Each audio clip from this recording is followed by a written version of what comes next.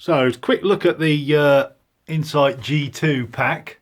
So this is the pack I've just picked up today. You can see it looks basically identical to the CR-Z nickel metal hydride pack, and it basically is. Same controller, same switchboard, same case, etc. So that basically should drop straight in to a CR-Z, lithium CR-Z that is, or a nickel metal hydride CR-Z for that matter. However, the differences are in this particular year that I picked up in the connector here. So in the G2 it actually comes with two connectors side by side like this, and for some strange reason they've not used some of the pin sockets on here and they've put three wires on this separate little connector, which seems a bit daft. So on the CR-Z we actually have just the one connector. So this is the extension lead I built for testing the lithium pack earlier on, but this is going to be useful for this as well. So if we look at these two side by side now, so this is the nickel metal hydride or CR-Z, basically one on the left here, and this is the G2 one.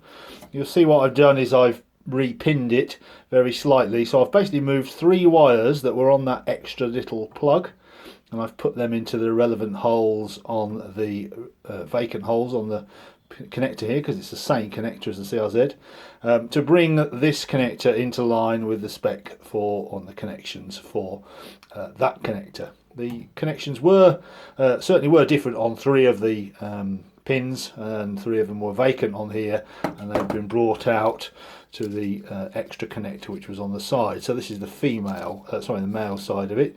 So if you imagine on the G2 this would have plugged onto here, somewhere that way around, and then you would have had the second connector on this side.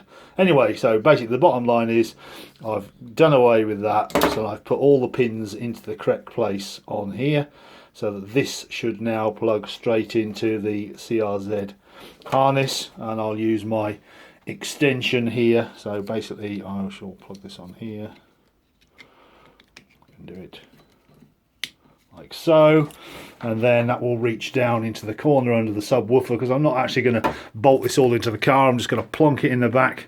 I shall connect up the phase wires and the 12 volt DC and a ground, and I'll just extend the phase wires to reach into here, because this is only a temporary proof of concept thing.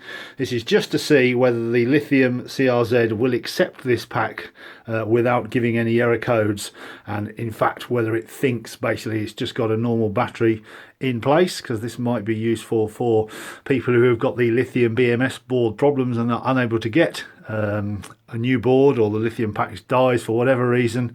Then of course they're very expensive, so this might be a cheap option. Now I just happen to have used an Insight G2 pack because that was available to me very cheaply, and the only thing I've had to change on that is the pinning on the connector here. If you were using a CR-Z nickel metal hydride pack, you wouldn't have to do anything, because it would already have the correct connector on here and correctly pinned, so it should just be a plug in and go. But anyway, I've got this on charge now. I've got a fan at the back here shoved into the air socket, and I've got the DC LED drivers shoved in the outlet, so the air's coming out through there, and that's keeping those cool. So this is going to charge overnight, and then hopefully I'll get a chance to try it in the car tomorrow morning.